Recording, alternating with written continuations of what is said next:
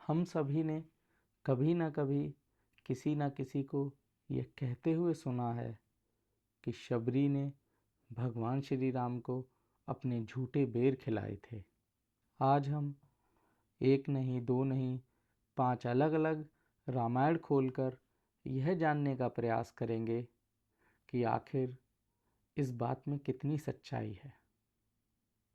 शबरी मतंग ऋषि के आश्रम में रहा करती थी और यह आश्रम ऋषिमुख पर्वत के बिल्कुल निकट है। दक्षिण भारत में प्राचीन विजयनगर साम्राज्य के खंडरों अथवा हम्पी से कुछ ही दूरी पर स्थित एक पर्वत को ऋषिमुख पर्वत कहा जाता है। यह वानरों की राजधानी किष्किंधा के भी निकट है। इसी पर्वत पर श्री राम जी की हनुमान जी से भेंट हुई थी।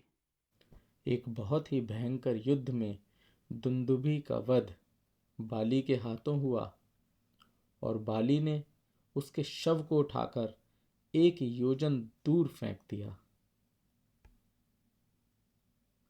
मार्ग में उसके मुंह से निकलती रक्त की बूंदें महर्षि मतंग के आश्रम पर जाकर गिरी।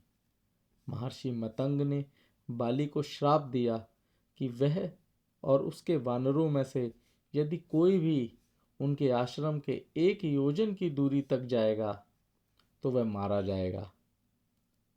इसीलिए सुग्रीव बाली से बचकर ऋषमुख पर्वत पर रहता था और बाली शाप के डर से वहां आता जाता नहीं था।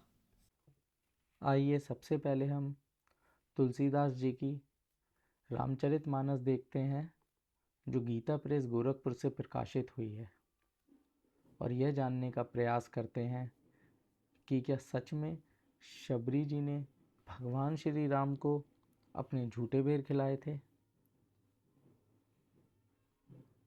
यहाँ हम देखते हैं तुलसीदास जी ने एक चौपाई लिखी है।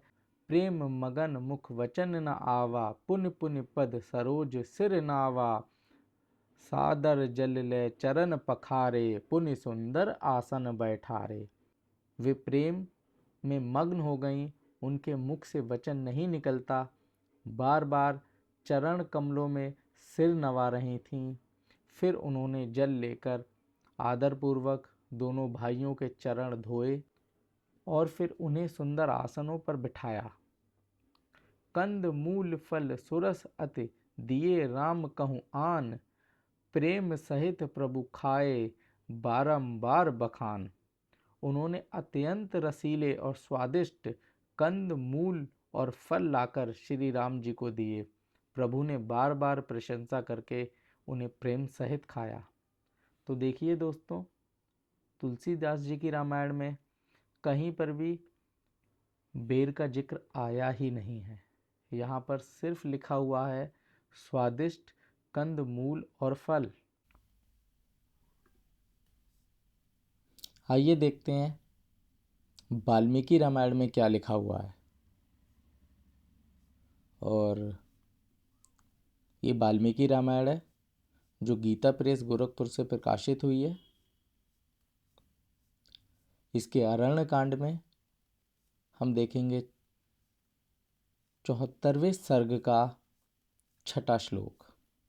यहाँ पर हम साफ साफ देख सकते हैं कि शबरी ने प्रभु श्री राम को खाने के लिए बेर दिए ही नहीं है। यहाँ लिखा हुआ है 74वें सर्ग के 6ठे श्लोक में, शबरी सिद्ध तपस्विनी थी।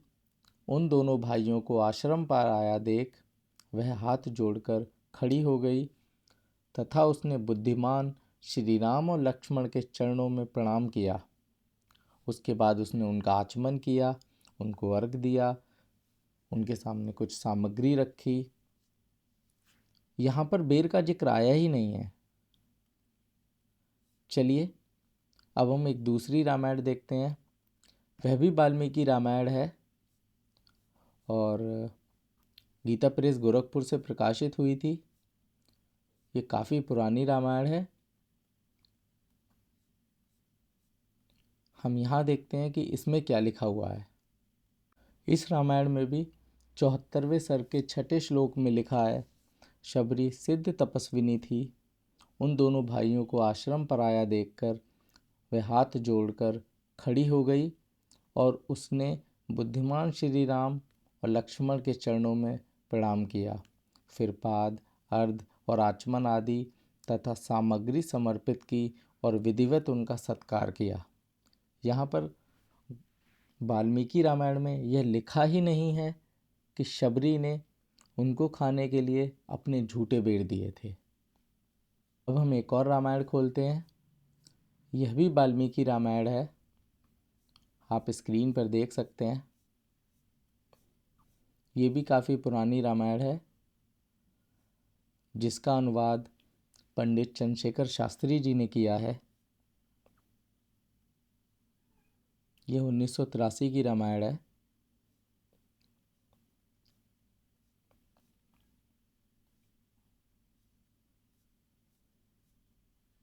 चलिए देखते हैं कि यहाँ पर क्या लिखा हुआ है। यहाँ पर भी 74वें सर्ग के 6ठे श्लोक में वही बात लिखी हुई है जो हमने बाकी रामायणों में देखी है।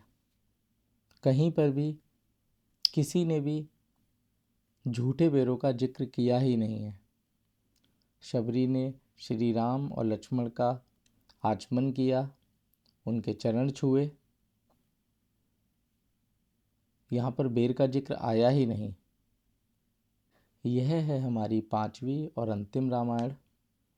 इसमें भी हम देख सकते हैं 6ठे श्लोक में वह सिद्धा शबरी इन दोनों भाइयों को देखते ही हाथ जोड़कर खड़ी हो गई। फिर उसने दोनों बुद्धिमान भाइयों के चरणों का स्पर्श किया। और 7वें श्लोक में हम देखते हैं उसने अर्घ, पाद, आचमन आदि यथाविधि अर्पण कर उनका आतिथ्य किया। तब श्री रामचंद्र जी ने धर्म निरता शबरी से पूछा और उसके बाद नवदा भक्ति का प्रसंग चालू हो जाता है।